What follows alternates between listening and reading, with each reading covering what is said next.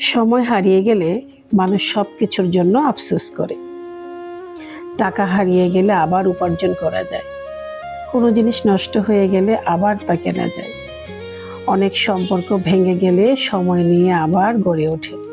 কিন্তু একটি বিকেল, একটি সকাল কিংবা একটি মানুষের সাথে কাটানো সুন্দর একটি মুহূর্ত একবার চলে গেলে সে জিনিসটা আর কখনো ফিরে আসে না।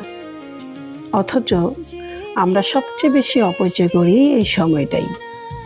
যাদের জন্য আজ সময় বের করতে পারি না, একদিন তাদের ছবি দেখি আমরা দীর্ঘশ্বাস ফেলি।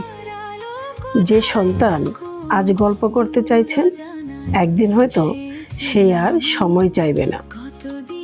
যে বাবা মা আজ সন্তানের বাসায় ফেরার অপেক্ষা আছেন, একদিন হয়তো সে বাবা মার সে অপেক্ষাটুকু আর থাকবে না। বন্ধুদের সাথে এক কাপ চায়ের আড্ডা আর হয়তো বা কোনোদিন হবে না।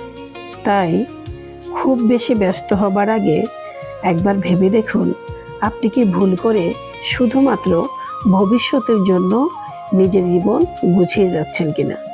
কারণ জীবনের শেষে মানুষ শুধু আফসোস করে না এই ভেবে যে আরও কিছু মুহূর্ত প্রিয় মানুষদের সঙ্গে কাটানো হলো না। এই আফসোস প্রতিটা মানুষের জীবনেই থেকে যায়, তবে সময় ফুরিয়ে গেলে, তার আগে কিন্তু নয়। কি সুন্দর না কথাটা, বলুন তো।